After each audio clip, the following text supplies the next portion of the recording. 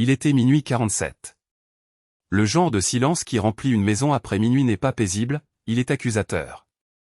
J'étais assis sur le canapé en pantalon de survêtement, la télévision vacillait encore sur une émission que je ne regardais pas, mon pouce planant au-dessus du bouton « Rappeler », son nom brillait en haut de l'écran. Nathalie, épouse.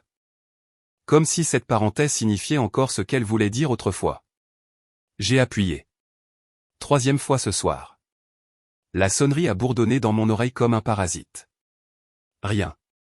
Directement sur la messagerie vocale. J'ai attendu 10 minutes, j'ai rappelé, puis encore, et encore. À 1h32, elle a répondu. Sa voix était étouffée, comme si elle pressait le téléphone contre son écharpe. Marc. Je me suis redressé. Où es-tu? Une pause, puis ce ton léger et désinvolte qu'elle utilise quand elle cache quelque chose. Dehors avec les filles, tu te souviens? On est juste en train de finir. Finir? Tu étais censé être à la maison il y a des heures. Je t'ai appelé 6 fois. Je n'ai pas entendu. On aurait dit qu'elle marchait. La musique était forte. On demande l'addition maintenant. Envoie-moi ta position, ai-je dit. Cela a provoqué une pause. Quoi? Tu m'as entendu. Elle a ricané. Oh, allez. Ne sois pas ce genre de mec. Je n'ai pas 15 ans. Je ne joue pas à des jeux, Nathalie. Tu as dit que tu serais de retour pour 23 heures. Et maintenant il est 1h et quelques. Et alors? On a dansé. On a bu. J'en avais besoin. N'en fais pas toute une histoire. Il y a eu un rire étouffé de son côté. Une voix d'homme ou juste la musique? Je ne pouvais pas dire. Nathalie, il est plus d'1h du matin. Je ne vais pas me disputer avec toi maintenant, dit-elle. Et soudain, sa voix devint plus froide. Je suis à la maison dans 5 minutes. Puis elle a raccroché. Comme ça. J'ai fixé l'écran. 5 minutes. Mais 5 minutes ont passé. Puis 10. Puis 30. À 2h11, j'ai rappelé. Directement sur la messagerie vocale. À 3h06, j'ai rappelé. Pas de réponse. Vers 4h45, j'avais arrêté de faire les 100 pas. Je suis resté assis là, à regarder l'horloge. Chaque tic-tac ressemblait à une insulte personnelle. J'ai essayé sa messagerie vocale. Le dernier message que j'ai laissé était simple et il est sorti plus plat que je ne l'avais prévu. Nathalie, il est presque 5 heures. Je ne sais pas où tu es. Je ne sais pas avec qui tu es, mais tu as dit 5 minutes. C'était il y a 4 heures. J'ai posé le téléphone et me suis penché en avant, les coudes sur les genoux, fixant le sol comme si je pouvais lire quelque chose dans les veines du bois qui expliquerait cela. Ce n'était pas juste une nuit tardive. Quelque chose avait changé. Quelque chose de grand. Pendant les 8 dernières années, Nathalie avait été mon encre. Elle était chaleur, logique et cette petite voix dans ma tête me rappelant de laisser les choses aller. Mais dernièrement, elle avait commencé à s'éloigner, à sortir plus tard, à être vague. Trop de soirées entre filles sans selfies. Trop d'appels restés sans réponse. Trop de baisers de bonne nuit qui n'atterrissaient pas tout à fait. Avant, j'étais sûr d'elle. Maintenant, je n'étais sûr de rien. Au moment où le ciel a commencé à s'éclaircir derrière les montagnes, ma mâchoire était serrée, mon téléphone était presque mort, et Nathalie n'était toujours pas rentrée. Le soleil avait à peine pointé le bout de son nez au-dessus des toits quand j'ai entendu le tintement des clés à la porte. 6h04. Je ne me suis pas levé. Je suis resté assis là, sur le canapé, immobile, fixant la porte comme si elle m'avait trahi, elle aussi. Elle s'est entr'ouverte. Et elle est entrée. Nathalie, les cheveux en désordre, le rouge à lèvres étalé, les talons à la main, la veste à moitié tombée de son épaule comme si elle avait été enfilée à la hâte. Elle a cligné des yeux face à la lumière, comme quelqu'un qui se réveille d'un rêve ou d'un mensonge. Ses yeux ont rencontré les miens, et pendant une brève seconde, quelque chose a vacillé. De la culpabilité? Non, pire. De l'agacement. Oh, dit-elle nonchalamment en entrant et en refermant la porte d'un coup de hanche. Tu es debout. Je ne me suis pas accordé le luxe de dormir. Elle a laissé tomber ses chaussures près du porte-manteau et s'est étirée comme si elle venait de finir une longue sieste. Marc, ne sois pas si dramatique. Ce mot, dramatique, a atterri plus durement qu'il n'aurait dû. Je me suis levé lentement et je l'ai suivi dans la cuisine. La lumière matinale filtrait à travers les stores, rendant toute la pièce pâle et froide. Nathalie a ouvert le réfrigérateur, a pris une bouteille d'eau et s'est appuyée contre le comptoir comme si de rien n'était. « Tu avais dit 5 minutes, ai-je dit doucement. Elle a bu une gorgée, s'est essuyée la bouche avec le dos de la main. Ouais, eh bien, 5 se sont transformés en 30. Puis on est allé dans un autre endroit. C'est quoi le problème? Le problème, c'est que tu as disparu pendant 10 heures. Elle a levé les yeux au ciel. N'exagère pas. Je t'ai dit que j'étais sorti avec les filles. On s'est amusé. C'est un crime maintenant? Quelle fille? Elle a souri en coin. Vraiment? C'est là que tu veux en venir? Oui, ai-je dit. Toujours doucement, toujours calmement. Quelle fille? Les mêmes avec qui je sors toujours. Mara, Jess, Emily. Elle s'est détournée, feignant de se concentrer sur l'étiquette de sa bouteille d'eau. Tu les as rencontrées. Et aucune d'entre elles n'a pensé à m'envoyer un texto quand tu as disparu de la circulation. Elle s'est retournée, les bras croisés maintenant. Pourquoi l'aurait-elle fait? Je n'ai pas 16 ans et tu n'es pas mon père. Je ne dois de compte à personne sur mes heures de rentrée. Non, ai-je dit. Juste la simple décence. Le respect. Tu ne penses pas que disparaître toute la nuit sans un mot pourrait, juste pourrait, inquiéter ton mari? Je n'ai pas disparu, Marc. Je suis juste resté dehors. Son ton était léger, dédaigneux, comme si j'avais fait une scène pour du lait renversé. Comme si tout cela n'avait rien d'étrange. Mais je ne pouvais pas m'arrêter de la regarder. La façon dont son maquillage était à moitié effacé, comme s'il était resté bien trop longtemps.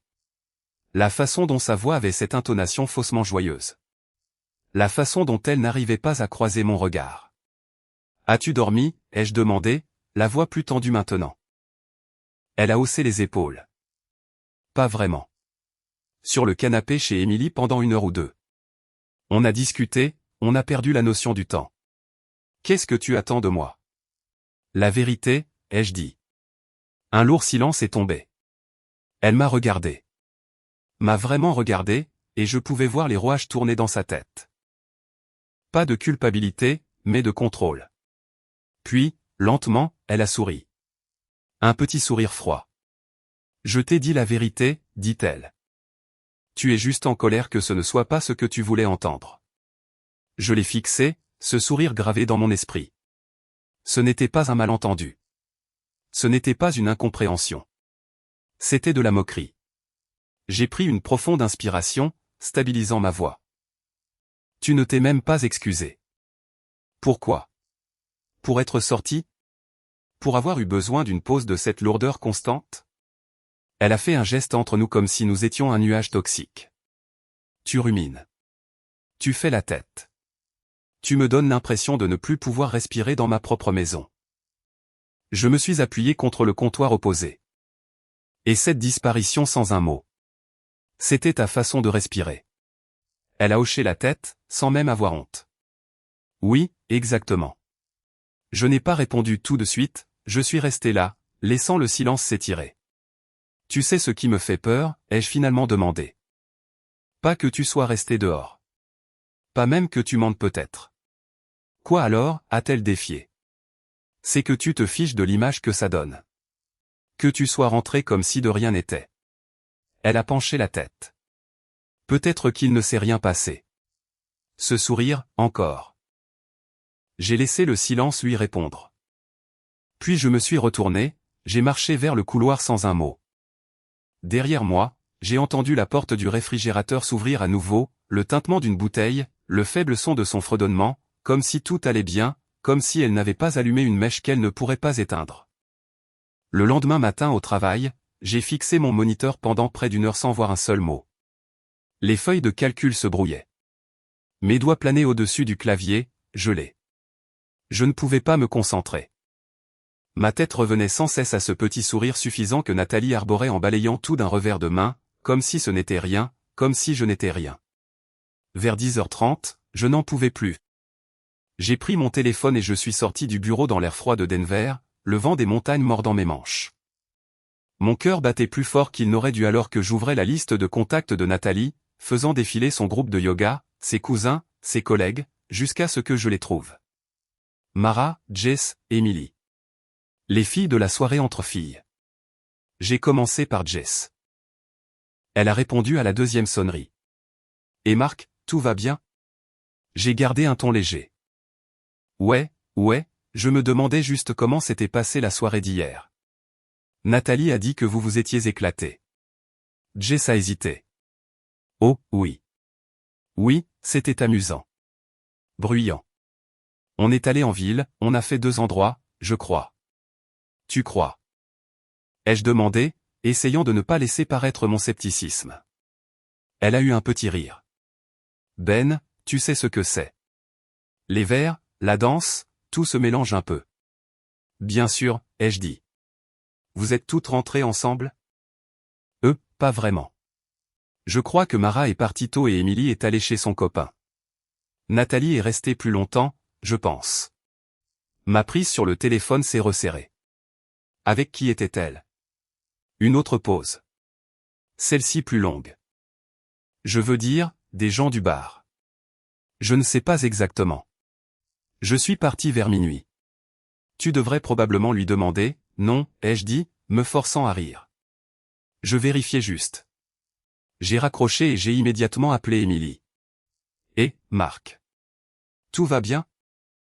Je me demandais juste combien de temps Nathalie est restée chez toi, ai-je dit nonchalamment. Elle a mentionné avoir dormi sur ton canapé. Emily a hésité. Oh, elle a dit ça. Oui. Une autre pause. Eh bien, elle n'est pas restée chez moi. Je l'ai vue un moment au deuxième bar, mais je suis parti vers 1h du matin. J'ai supposé qu'elle était rentrée chez elle. Elle m'a dit qu'elle avait dormi chez toi. Oh, la voix d'Emily a baissé. Eh bien, alors peut-être qu'elle est passée plus tard. Je n'étais pas. Je veux dire, j'étais déjà profondément endormi, tu sais? Je l'ai remercié, j'ai mis fin à l'appel et je suis resté figé sur le trottoir, regardant le trafic matinal glisser. Je ne voulais pas appeler Mara. Vraiment pas. Mais mon pouce a bougé de lui-même. Et, Marc, répondit-elle, sa voix prudente. Salut, Mara, je prends juste des nouvelles. Nathalie m'a dit que vous aviez passé une grosse soirée. Ouais, un peu. Pourquoi? Juste pour m'assurer qu'elle est bien rentrée.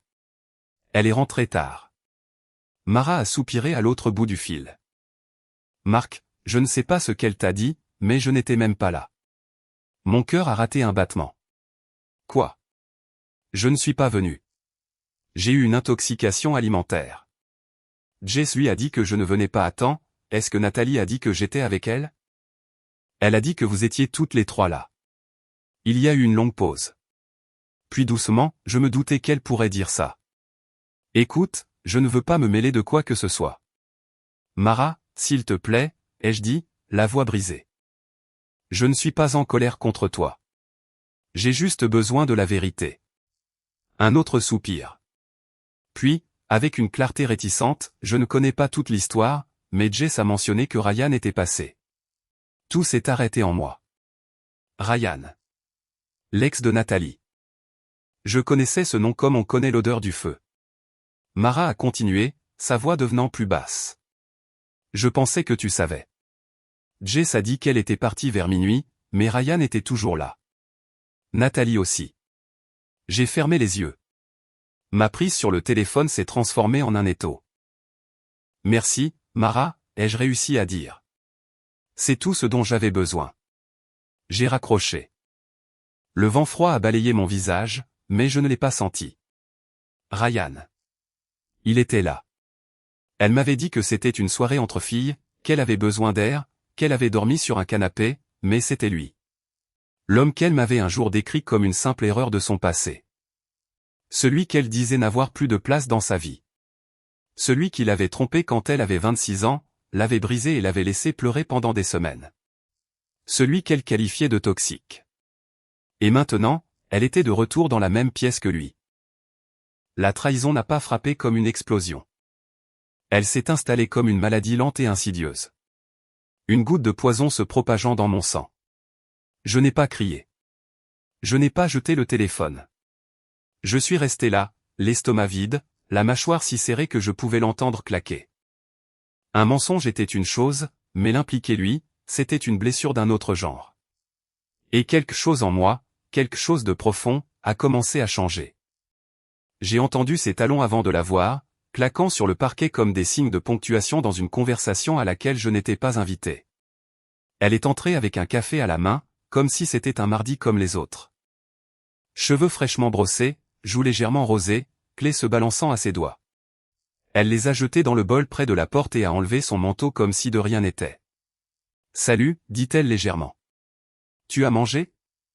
Je pensais commander quelque chose. » Je n'ai pas bougé de l'endroit où je me tenais dans le couloir. « Non », ai-je dit. « Nous devons parler. » Elle s'est figée, juste assez longtemps pour montrer qu'elle avait entendu quelque chose dans ma voix. Quelque chose qui a redressé sa colonne vertébrale. Qu'est-ce qui ne va pas maintenant ? J'ai parlé à Jess, à Emily et à Mara. Cela a attiré son attention. Elle n'a pas scié. M'a juste observé avec une immobilité soudaine. J'ai fait un pas en avant. Elle n'était pas toute là. Emily ne t'a pas hébergé. Et Mara, elle n'est jamais venue. Tu as menti, Nathalie. Sa bouche s'est légèrement ouverte, une lueur de panique dans ses yeux, mais elle est passée trop vite. Et alors, dit-elle. Tu les as toutes appelées pour me fliquer. J'ai gardé une voix égale. Mara m'a dit que Ryan était là. Silence. Un battement de cœur a passé, puis un autre. Nathalie a ricané, se détournant comme si je venais de l'accuser de voler une place de parking. C'est ridicule, dit-elle en se dirigeant vers la cuisine. Je l'ai suivie. Tu m'as regardé dans les yeux et tu as dit que c'était juste les filles, que tu étais resté chez Emily. Que rien ne s'était passé. Il ne s'est rien passé, a-t-elle lancé, se retournant pour me faire face. Il est juste arrivé. Je ne l'ai pas invité. Mais tu es resté. J'étais déjà là, Marc. Quoi ? Tu voulais que je m'enfuie à la seconde où il entre ? Oui, ai-je dit sèchement. Si tu me respectais, si tu nous respectais. Nathalie a levé les mains en l'air. Oh, allez. Il ne m'a même pas parlé avant le milieu de la soirée. Ce n'était pas comme ça. Vraiment ? Elle s'est approchée, les yeux flamboyants. D'accord, tu veux la vérité ? Très bien. Il a flirté. Je ne l'ai pas arrêté. J'ai ri. Je l'ai laissé me payer un verre. J'ai senti quelque chose de froid s'installer dans ma poitrine. Pourquoi, ai-je demandé. Sa mâchoire s'est tendue. Parce que ça faisait du bien. D'accord ? Ça faisait du bien d'être regardée comme si je comptais, comme si j'étais intéressante, désirée. Ma voix a baissé. Je te regarde comme ça tous les jours. Pas comme il l'a fait, dit-elle presque amèrement. Tu m'aimes, bien sûr, mais tu ne me vois plus. Cela m'a frappé plus fort que je ne l'aurais cru. J'ai dégluti, essayant de rester stable. J'ai été là tous les jours. Je t'ai soutenu pendant tes crises d'angoisse. J'ai préparé le dîner quand tu oubliais de manger. J'ai mis de l'essence dans ta voiture et j'ai plié ton linge. Ne me dis pas que je ne t'ai pas vu. Elle n'a pas parlé. Ses bras croisés, sa poitrine se soulevant rapidement à chaque respiration. Et pourtant, ai-je dit doucement. Tu avais besoin de son regard. Je n'avais pas prévu ça, a-t-elle murmuré. Non, ai-je dit. Tu n'as juste pas choisi de t'en éloigner. La cuisine semblait plus petite que d'habitude, comme si les murs se rapprochaient à chaque mot. Pendant un moment, aucun de nous n'a parlé. Puis elle a secoué la tête et est passée devant moi. Je suis resté là, à la regarder disparaître dans le couloir, et l'espace qu'elle a laissé derrière elle ressemblait à un avertissement. Quelque chose était en train de se défaire, et aucun de nous n'avait le courage de le renouer. Le silence dans la maison n'était plus bruyant. Il s'était installé dans les meubles, s'était imprégné dans les murs. Il ne criait pas, il chuchotait. 3 jours se sont écoulés comme ça.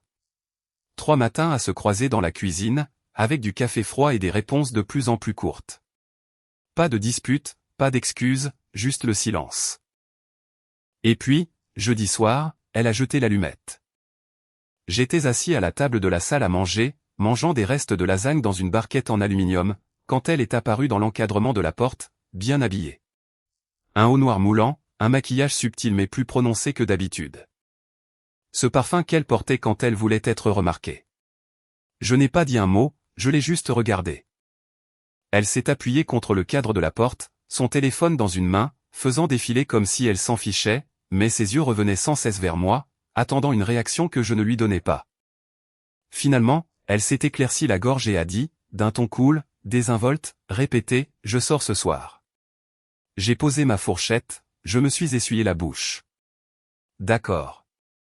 Ses sourcils se sont légèrement levés, juste un tic. Avec Ryan. Un temps a passé. J'ai hoché la tête une fois. Très bien. Maintenant, elle m'observait attentivement.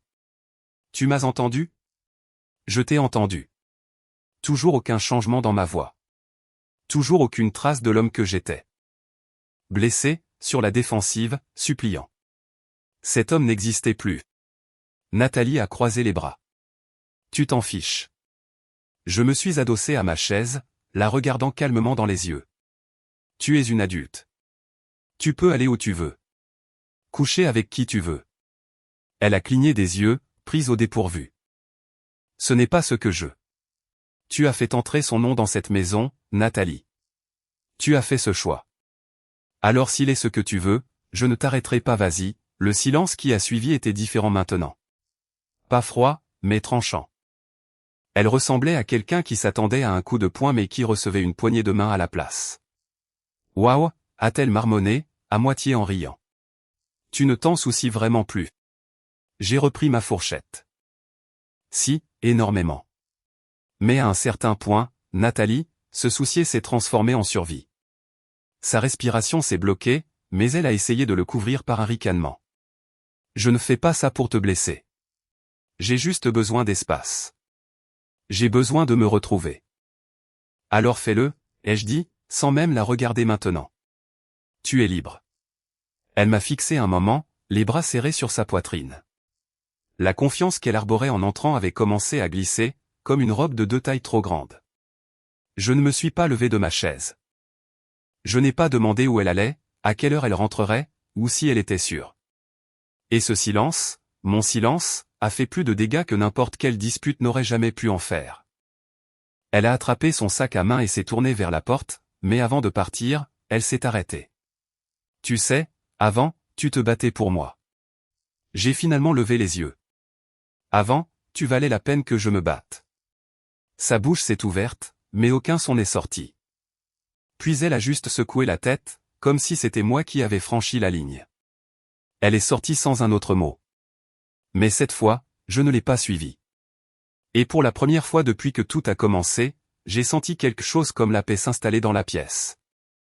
Pas parce que j'avais gagné, mais parce que j'avais enfin cessé de saigner. J'ai retiré mon alliance sans cérémonie. Je l'ai simplement fait glisser de mon doigt et l'ai posée sur le bord de la commode, comme si elle ne représentait pas des années d'anniversaire partagées, de sapins de Noël et de matins tranquilles au lit. Elle n'a fait aucun bruit en atterrissant. Je n'ai pas laissé de mots, je n'ai pas claqué la porte. Je suis juste sorti, j'ai resserré ma veste contre le froid de Denver et j'ai laissé la ville m'avaler. Le centre-ville bourdonnait, les bars pulsaient de néon, les trottoirs étaient remplis de rires et de musique qui s'échappaient des portes. J'ai trouvé un endroit qui n'avait pas de droit d'entrée et ne posait pas de questions. Juste des lumières tamisées, des rythmes lents et un long bar où personne ne se souciait de qui vous étiez, sauf si vous leur bloquiez la vue. J'ai commandé un whisky. Sec. Je suis resté assis avec pendant 1 minute. Sans boire, juste en tenant le verre comme si j'avais plus besoin de sa chaleur que de sa saveur.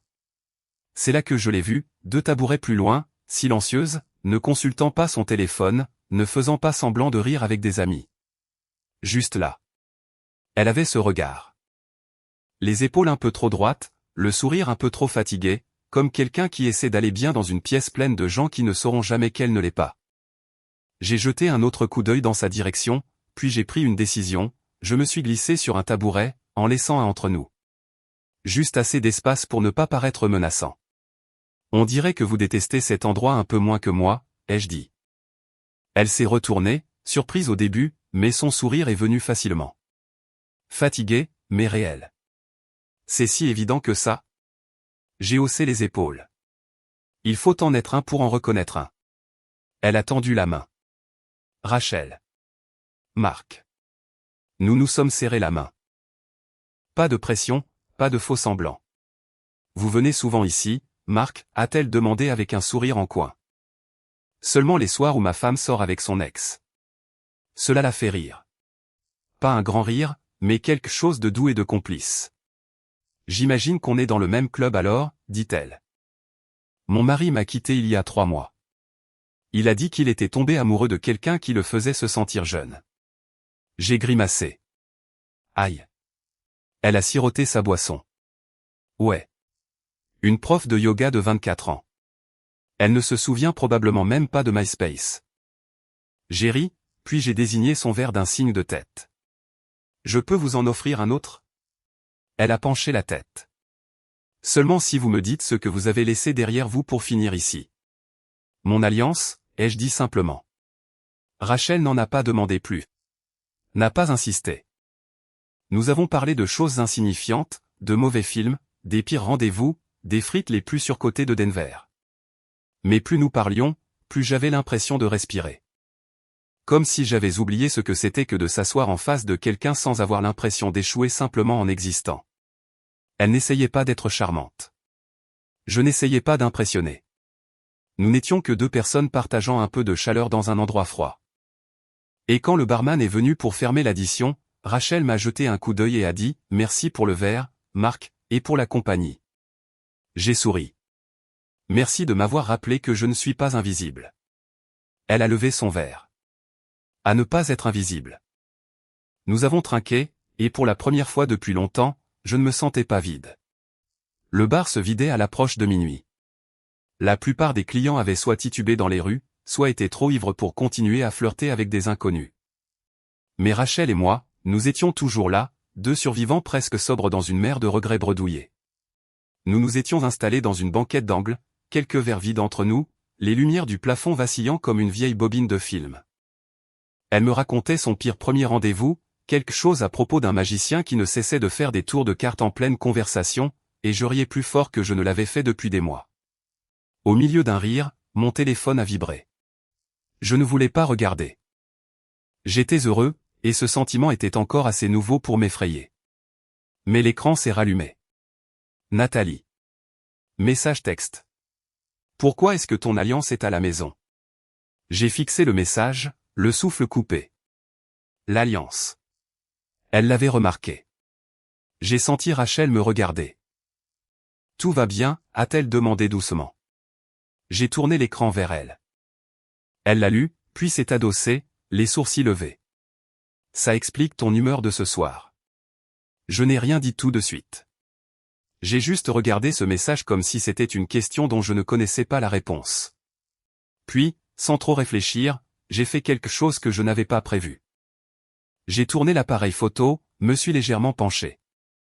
Rachel a compris juste assez pour sourire à la dernière seconde, et j'ai pris la photo.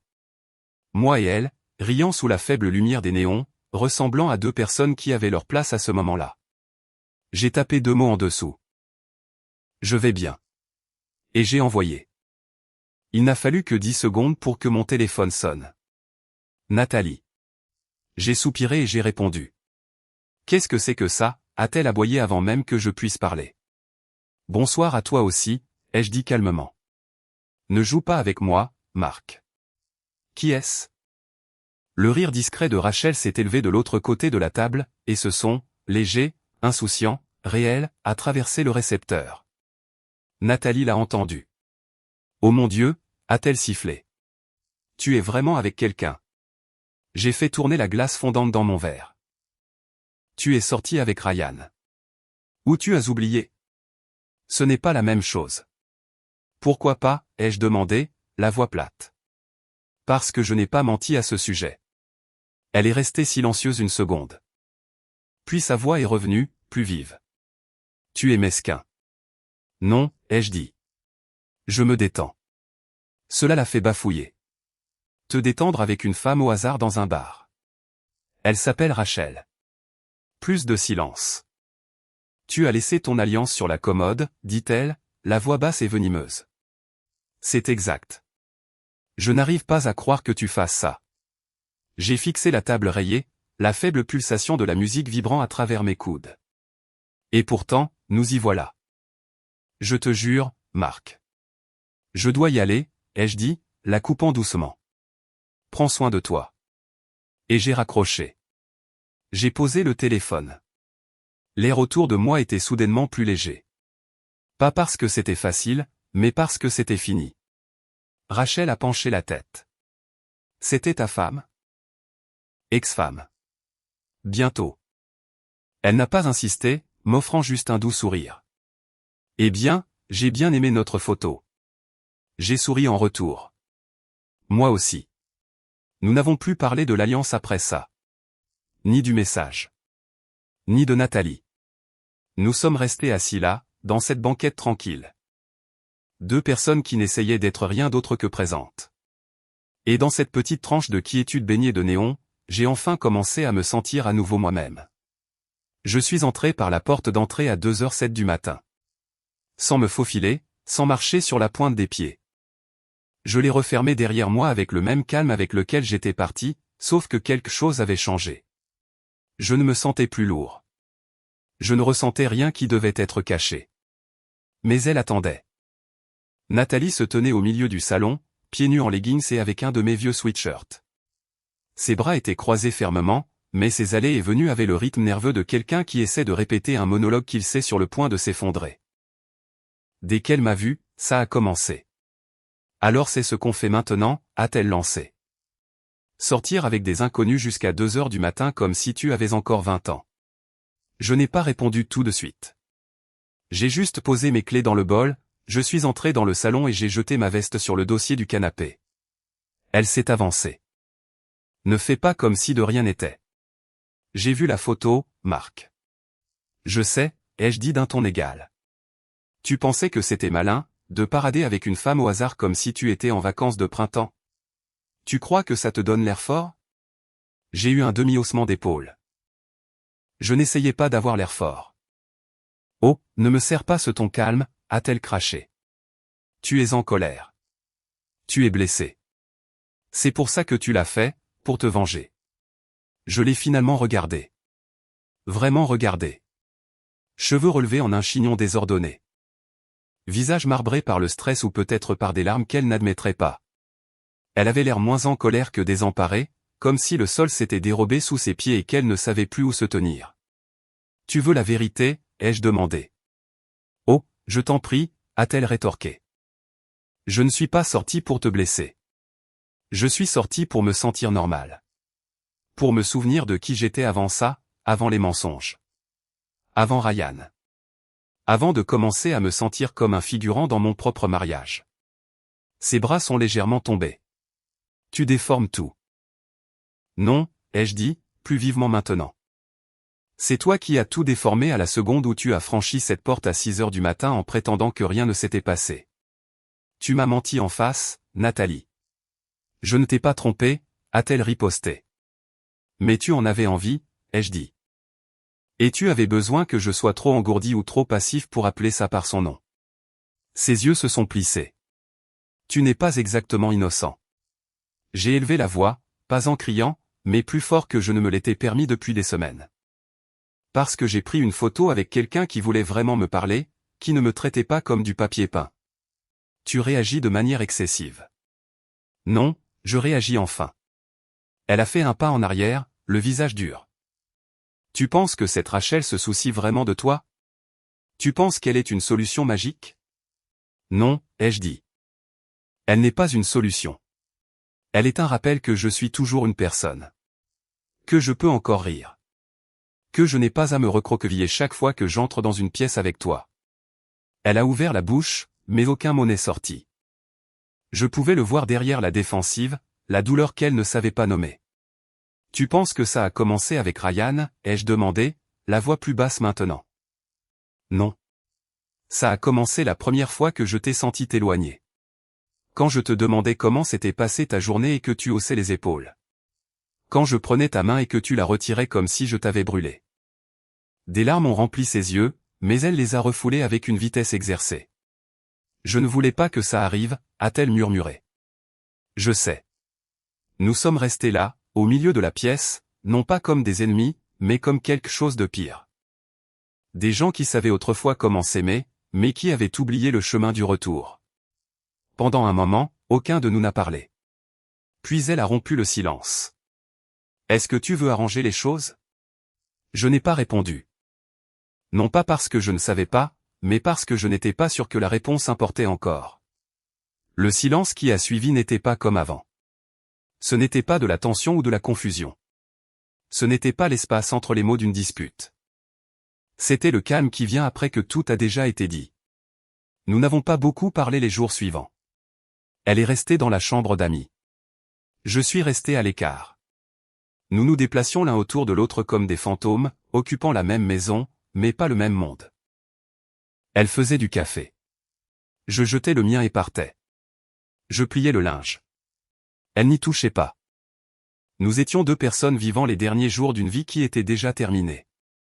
Et honnêtement, je me sentais bien.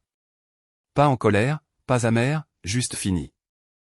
Alors, quand je suis rentré jeudi soir et que j'ai vu l'enveloppe Kraft posée au centre de la table de la salle à manger, je n'ai pas été surpris. Elle était fermée, mais je n'avais pas besoin de l'ouvrir pour savoir ce qu'il y avait à l'intérieur. Je me suis approché, j'ai tiré une chaise et je me suis assis. Nathalie n'a rien dit. Elle se tenait de l'autre côté de la table, les bras le long du corps, me regardant avec des yeux indéchiffrables. J'ai ouvert l'enveloppe, j'ai parcouru les premières pages. Son nom, mon nom, une douzaine de lignes juridiques décrivant le dénouement d'un mariage en langage clinique. Ça ne m'a pas piqué comme je le pensais.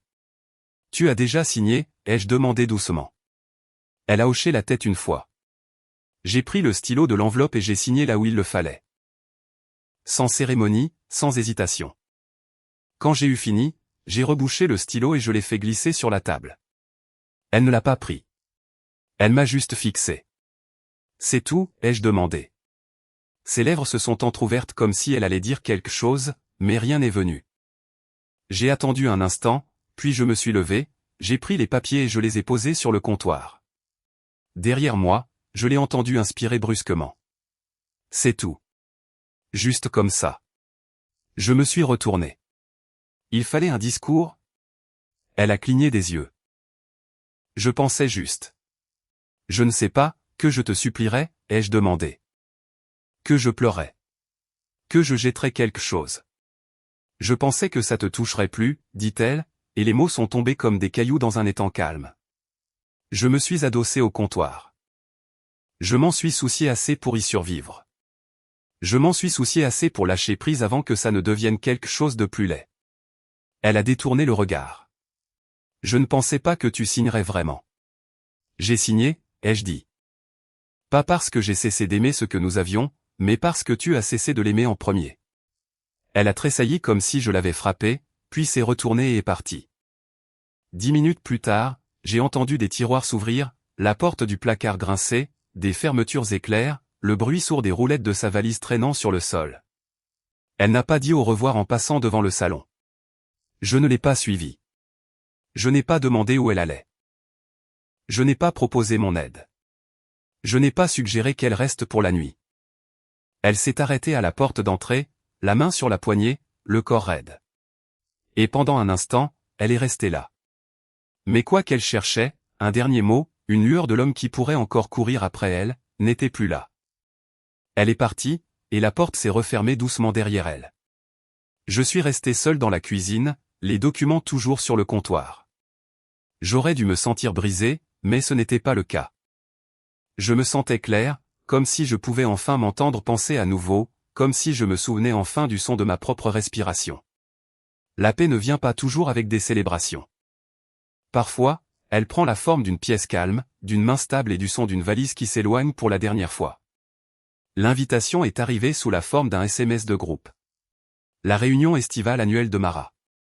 Lumière dans le jardin, musique, vin bon marché et tout le monde faisant semblant de ne pas comparer secrètement à quel point les choses avaient changé depuis la dernière fois.